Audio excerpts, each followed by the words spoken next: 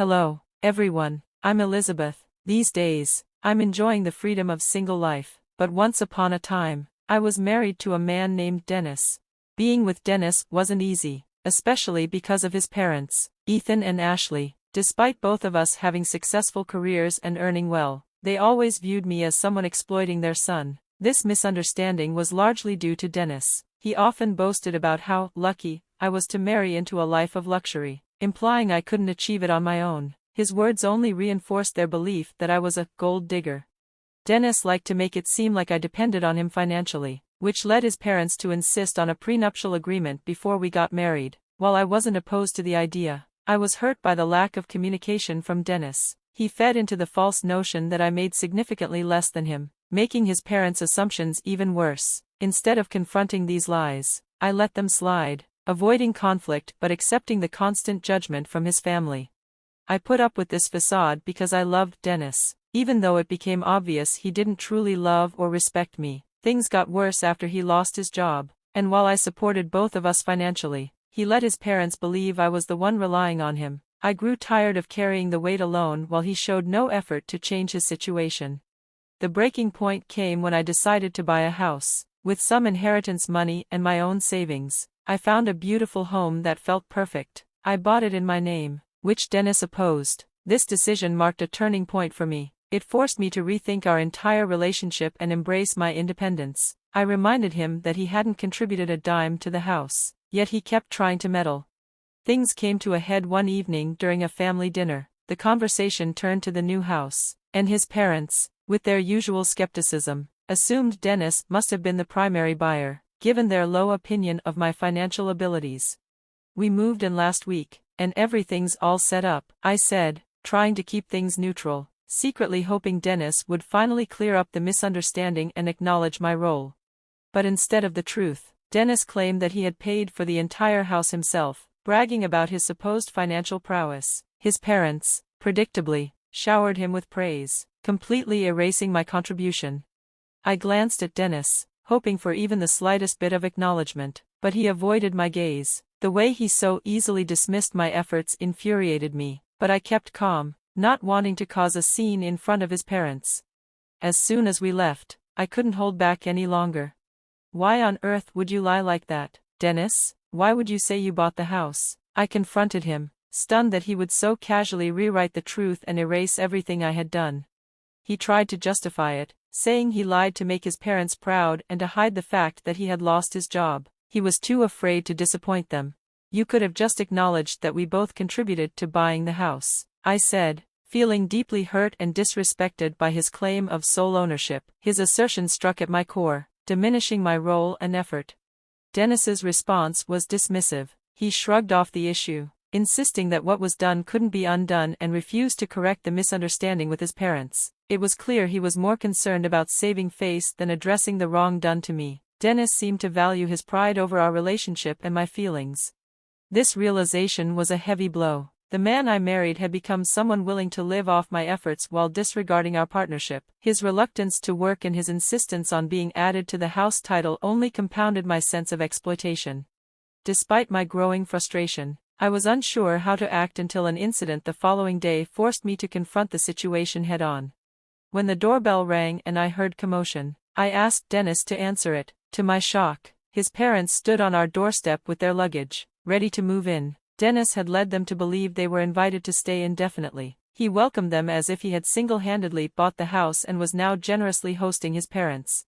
Their praises and Dennis's warm acceptance left me stunned. I had never agreed to this arrangement, and the boldness of the situation made it clear that Dennis's deceit had gone too far. Despite my desire to avoid a scene in front of his family, I knew I couldn't let this continue. His parents living in my house based on a lie was unacceptable. I had to act decisively to reclaim my space and my dignity.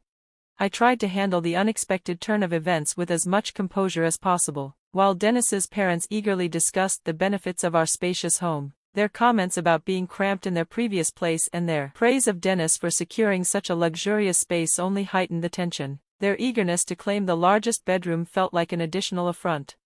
"Let's hold off on choosing rooms for now. I need to speak with Dennis privately," I suggested, hoping to manage the situation discreetly. Dennis, clearly nervous and avoiding eye contact, sensed the gravity of the conversation. His attempt to deflect by suggesting we talk in front of his parents only heightened the discomfort.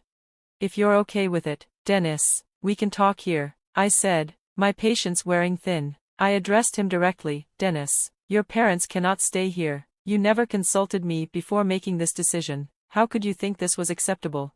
His mother immediately defended him, claiming that the house was Dennis's to do with as he pleased and suggesting I had no say in the matter. They even went so far as to threaten me, implying I should be cautious not to get kicked out. Their demands for the largest room, despite my protests, were the final straw. The situation had escalated from a misunderstanding to a blatant disregard for my feelings and contributions. It was clear that Dennis's parents saw me not as a partner but as an outsider in my own home.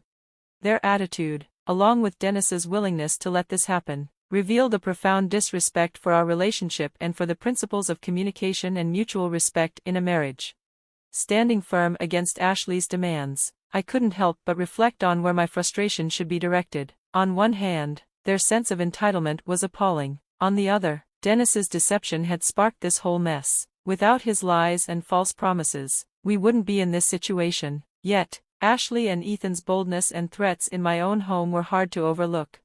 Ashley and Ethan, clearly taken aback by my resistance, insisted their stay was guaranteed by Dennis's promise for the biggest room, revealing they had already terminated their rental agreement. "You've made a significant error in judgment," I said firmly. I made it clear that their staying was impossible, especially under the conditions they expected. Their outrage was palpable, and they argued that my consent was irrelevant, insisting that Dennis would resolve the matter in their favor. "That's not going to happen," I stated firmly. "Ashley, you're mistaken. Dennis hasn't informed you that the house is actually mine, not his, so the option of staying here, let alone claiming the largest room, is simply not available to you." Their disbelief only escalated the situation. They accused me of lying about the house's ownership, so I suggested they confirm the facts with Dennis. This put him on the spot, forcing him to choose between maintaining his false claims or confronting the truth. Understanding that the root of the confusion was Dennis's deceit, I couldn't entirely fault his parents for their assumptions. Their silence, along with Dennis's refusal to make eye contact, suggested the truth was beginning to sink in. Though they were struggling to reconcile it with their preconceived notions of me, they had long believed in my supposed financial dependence and Dennis's success, making this reality difficult for them to accept.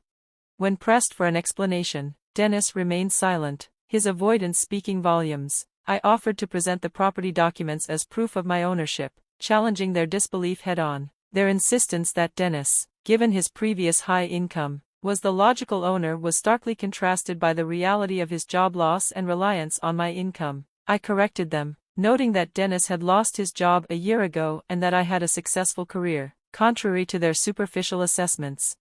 The revelation left Ethan and Ashley stunned, rendering them speechless. Dennis's continued silence, his eyes fixed on the floor, only added to the tension. Realizing that the uncomfortable situation needed to end, I informed Ethan and Ashley that it was time for them to leave. I had endured enough disruption for one day. However, Dennis finally spoke up, arguing against their eviction and expressing concern over the hardship it would cause his parents, who had left their previous home with the expectation of staying with us. His plea put me in a difficult position, highlighting not only the need to set boundaries but also the immediate implications for his parents, who were now caught in the fallout of Dennis's lies. "I can and will ask you to leave, Dennis," I affirmed, my tone leaving no room for negotiation. "You made these decisions without my input," essentially offering them a place in my house as if it were yours to give. Dennis, feeling entitled by his role as my husband, argued that his authority should allow his parents to stay, suggesting that my options were limited. Ashley chimed in, claiming that through Dennis, she had a right to everything I owned, as if marriage negated individual property rights, but I stood my ground. "No, Ashley, I can and will ask you to leave, and Dennis, you'll be leaving with them, since we are still legally tied. I'll prepare an eviction notice for you, and I won't stop there. I'll be seeing my lawyer to discuss our divorce." Dennis's reaction was immediate and visceral, marked by panic and anger. He threatened to take half of the house and demand alimony, believing he could intimidate me into submission. "Really, Dennis, have you forgotten the prenup you were so eager for me to sign?" I reminded him, It explicitly states that neither of us can claim alimony and that our individual assets remain ours in the event of a divorce. You and your parents thought you were securing your future with that document, never expecting the tables to turn. The reminder of the prenuptial agreement's terms was a stark wake-up call for Dennis and his parents. Their confidence in Dennis's perpetual success had blinded them to the reality of their situation. As the gravity of their miscalculation set in, their stance shifted abruptly. "Maybe we don't need to rush into a divorce," they suggested, their desperation evident in their tone. "Let's just sit down and figure this out. Maybe we can find a solution that works for everyone," Dennis suggested, hoping to reach a compromise. But I had reached my breaking point. "I'm not here to solve problems for your benefit," I said firmly. "I won't be used for financial gain by you, Dennis, nor will I tolerate any more exploitation from your parents after their mistreatment." Dennis tried to downplay their actions, suggesting I should overlook their past behavior as minor issues, but their recent attempt to evict me from my own home was something I couldn't ignore. Their sudden shift to a more conciliatory tone couldn't erase the tension, and their pleas for understanding were met with my unyielding resolve. They had underestimated my determination. The fact that they had cancelled their lease, assuming they could move in with us without consulting me, showed a blatant disregard for my autonomy. I was resolved not to be walked over any longer. When it became clear that Ethan and Ashley had no intention of leaving voluntarily, I took decisive action and called the police to escort them out. After their departure, Dennis's anger over their eviction was met with a reminder of his impending eviction from my home. Faced with this reality, his demeanor quickly shifted to one of apology and remorse. The rapid changes in their attitudes were exhausting, but I was relieved to know that this chapter would soon be closed. I made it clear that Dennis was no longer welcome in my personal space, marking the end of a long-standing pattern of manipulation.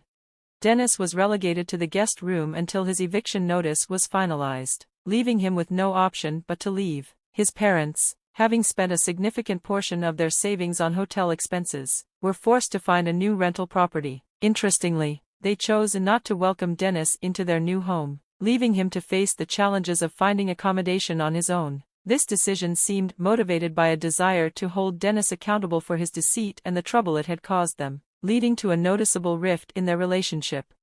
Blaming each other for their predicament, Dennis's parents withdrew their support, and he was left to rely on friends' generosity while searching for a new job. Meanwhile, I proceeded with the divorce, convinced that continuing our marriage was no longer an option. Dennis's actions had demonstrated a lack of respect and a deeply ingrained selfishness, far removed from the person I once loved. Despite his attempts to reconcile, my decision remained firm. I refused to be exploited any further. The divorce was finalized relatively quickly, given our childless status, and we were officially separated within 8 months. During this time, I focused on rebuilding my life and eventually began dating again, while Dennis continued to harbor hopes of rekindling our relationship, a possibility that existed only in his fantasies.